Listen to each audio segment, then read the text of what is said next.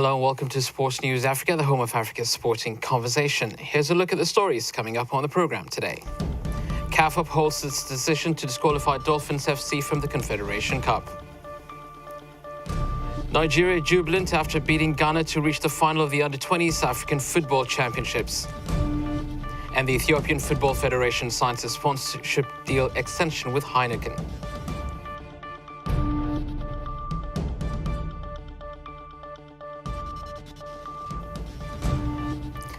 Thank you for watching Sports News Africa. I'm Temesgen Devasai. The Confederation of African Football has upheld its decision to disqualify Nigeria's Dolphins FC out of this year's Confederation Cup. Club Africain of Tunisia were handed a walkover over the Dolphins, failed to arrive on time for last weekend's game in Tunis. But after lodging an objection, the continent's governing body asked the Dolphins to remain in the Tunisian capital while they investigated. However, CAF communicated at 8:30 this morning, stating that the Dolphins failed to plan for their arrival at the match venue in proper time to avoid any unforeseen circumstances. We're now joined from Tunis by Dolphins FC media manager China Achiru. China, what's your reaction to CAF's decision to uphold your disqualification from the Confederation Cup? Well, if that had come on Tuesday, maybe we wouldn't have been shocked. But we were on our way to the airport on Tuesday to go back to Nigeria when CAF, through Khalid Nassar, a deputy director, sent an email requesting that we stay back in Tunis. And I tell you, that gave us a ray of hope, because if a team tells you they are leaving, they've forgotten the game, they've given up, and you tell them to stay back and wait for a decision, it made it seem like it would have been something positive. So when that email came in today, at about 9:30 p.m. local time, I tell you, we are shocked and then disappointed, because, like I said, CAF telling us to stay back gave us a ray of hope, but it has happened. We have sincerely put it behind us, and we're moving on. You stayed in Tunis for over 3 days. Who picks up the tab for that? Well, when the CAF letter came on Tuesday requesting that we stay back until their decision is made, we put a call to the Nigeria Football Federation, to the international department, a certain Bola Oyeyode, who heads that department. And what he told us was that if CAF is telling us to stay back, then it means the Tunisian Federation will take care of our extra bills. But that did not happen, because we actually did take care of the extra bills. Nobody came to pick the bills. So that's where we are. We are told that CAF, in all honesty, CAF did not mention who picks the extra bills. It was the Nigeria Football Federation who suggested that the Tunisian Federation will pick the bills, but nobody came to us and said, we have instruction to pick your bills or something like that. So we took care of ourselves the extra 2 days, and that's the way it is. Over the weekend, you arrived 2 hours before kickoff, which isn't ideal preparation. Is that bad planning, or were you delayed by a sequence of events? Both.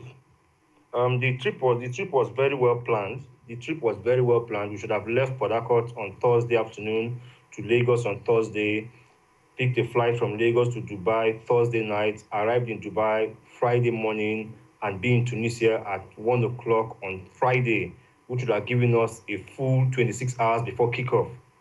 That was the initial plan. So it was actually a well-planned trip. But there was this issue with the players and money. They wanted more money than we were being offered for the trip. And that delay, haggling over how much they should get, ensured we missed our flight from Port Harcourt to Lagos. And subsequently, we missed the flight from Lagos to Dubai. And that was where the whole chain reaction started. So having missed the initial flight, we had to book the next available flight, and that was why we arrived in Tunisia 2 hours to kick off. So the trip was well planned, but issues over money ensured we missed our flight. So I don't know who we blame for this. Maybe we blame ourselves. We should have sorted out the money issues before day of departure. Maybe we should have. But aside that, I think the trip was well planned. Your stay in Tunis coincides with a terrorist attack which killed 17 people. What did you hear and what did you see? I think personally, I was about 2 kilometers from the incident, from what a guy told me, but I didn't know it was happening. A few of us went out to the city center, and when we left our hotel yesterday morning, we noticed armed police on major street corners, which we hadn't seen since we arrived on Saturday. And one of us just said in passing, I wonder what's happening. Why do we have armed policemen on the streets?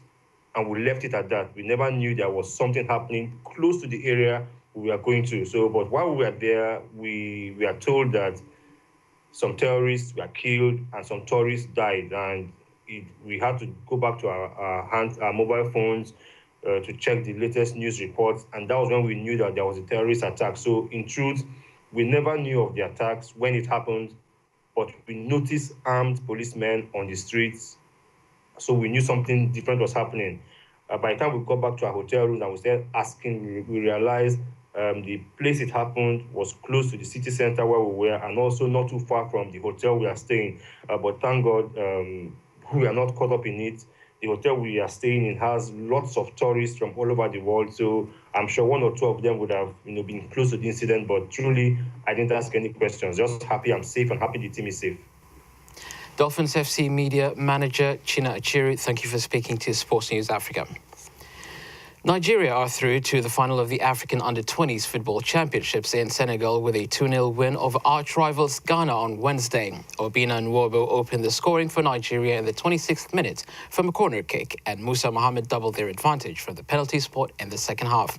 The Nigerians, who are going for their 7th African Youth Championship title, will play either Mali or Senegal in Sunday's final.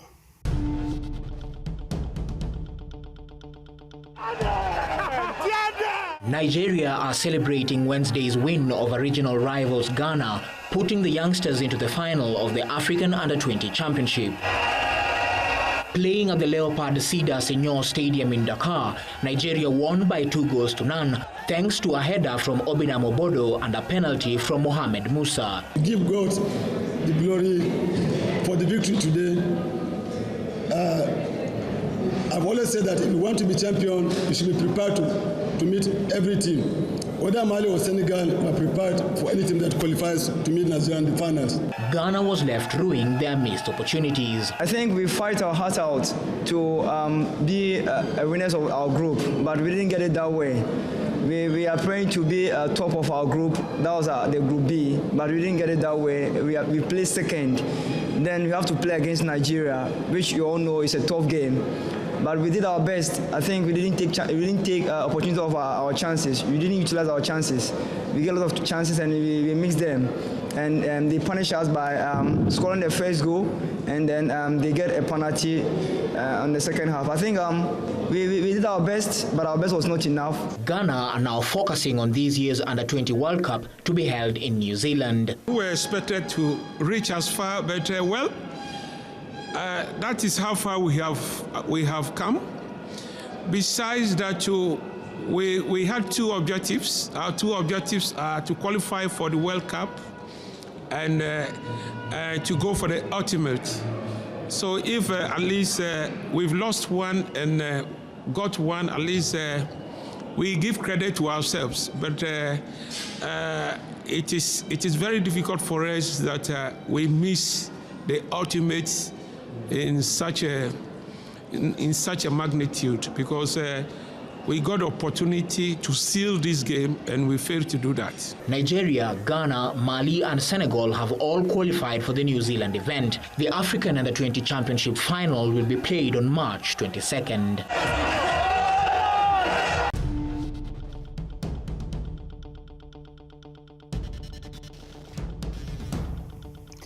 Welcome back to Sports News Africa.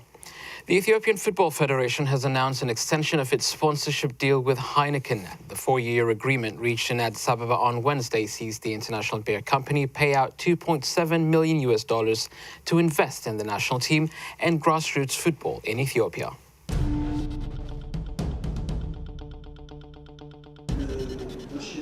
The Ethiopian Football Federation and the brewing giant signed the deal in Addis Ababa on March 18th. The move came just a month after Heineken set up shop in Ethiopia, launching the largest brewing plant in the country. In support of the Ethiopian people and the Ethiopian Football Federation aspiration and commitment to establish a world-class national team, HEINEKEN International Beer Company has made a financial sponsorship of beer 56 million, and such sponsorship will help to enhance the national team competitive capacity in the coming 4 years. The deal, which equates to $2.7 million, is set to improve the national team's performance significantly. Heineken Ethiopia Managing Director JOHAN DOYER said the company was looking forward to a long-term relationship with the country and its football. Ethiopians love their football, and Ethiopians love their football team. So we are proud to be able to contribute to that.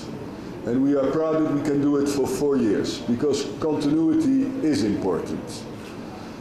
We are not only investing in the present, we are investing in the future. The future of Ethiopia is great, and it's very rewarding to be part of that future. As part of the sponsorship deal, Walia Beer, which is named after the Ethiopian national football team, Walia Antelopes, will hold branding and promotional rights for the national team.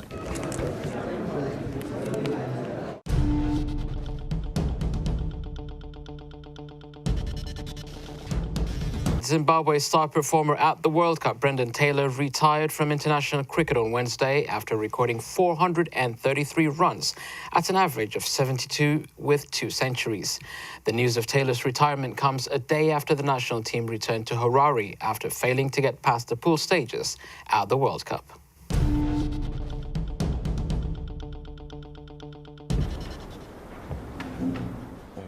Zimbabwe, who finished 6th in Pool B with only 2 points and had to contend with the powerhouses of cricket like South Africa, India and Pakistan, were always unlikely to make it past the first stage of the World Cup.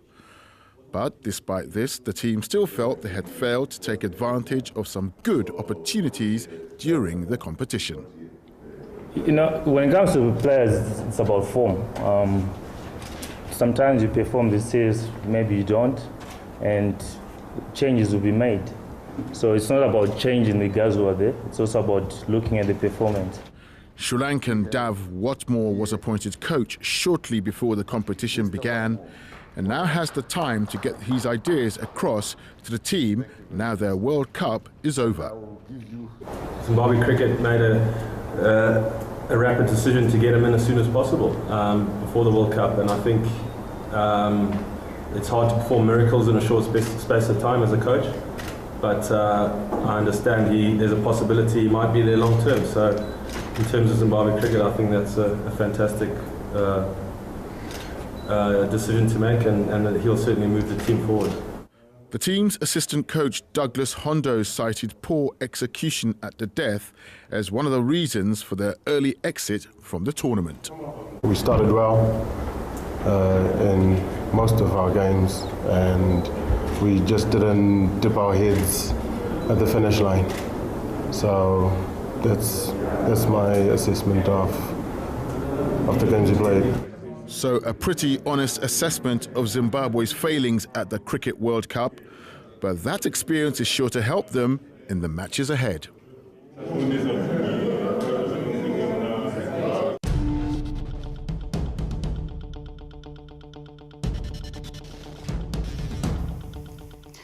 Well, we spoke to cricket correspondent Zahir Adams, and he said even though Zimbabwe are out of the Cricket World Cup, there are visible signs of progress in the team's performances.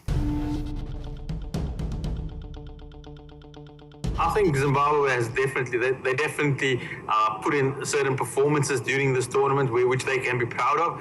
They probably did not get the required results or the desired results that they might have wanted.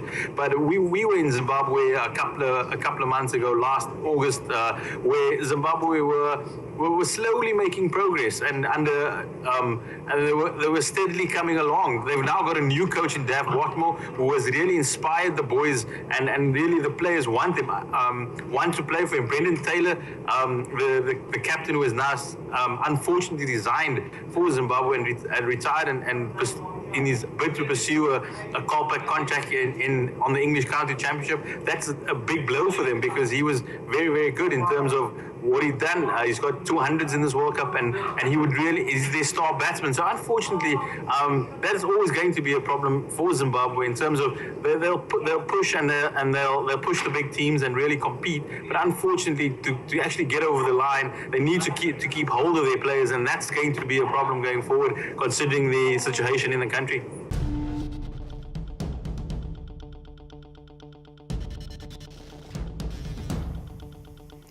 You're watching Sports News Africa. It was one of the first sports to emerge in Somalia after the reign of Al-Shabaab ended in the capital Mogadishu, and its popularity has been seen as one way of using sport to help restore peace and security in the country. Now, local teams are drawing large crowds as basketball takes off in Somalia.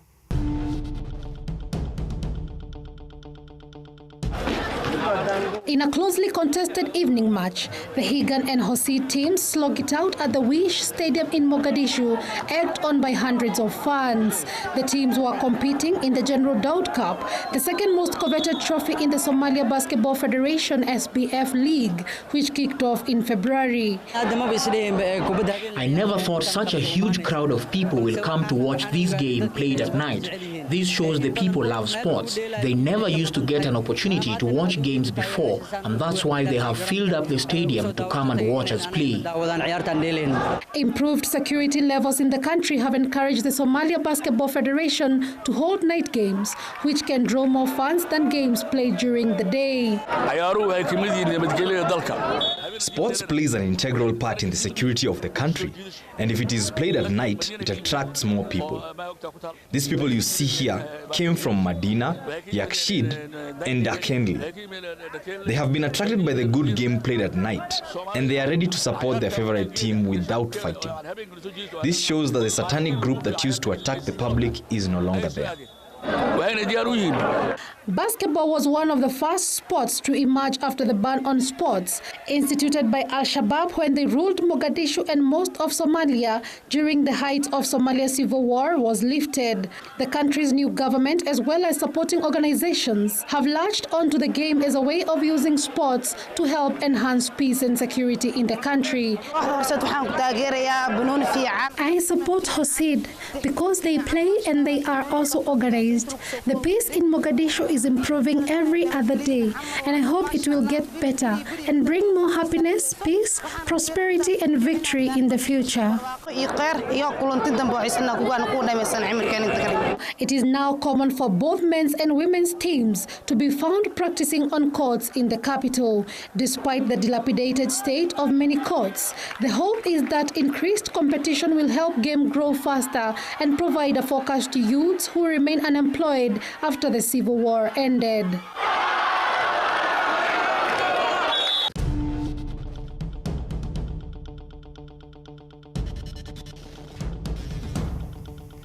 So here's a roundup of Wednesday's results in the Champions League. Barcelona are through with a 3-1 aggregate win over Manchester City. Meanwhile, former City striker Carlos Tevez scored a double and provided an assist for Alvaro Morata's goal as Juventus pulled off an impressive 3-0 win away at Borussia Dortmund to win 5-1 on aggregate.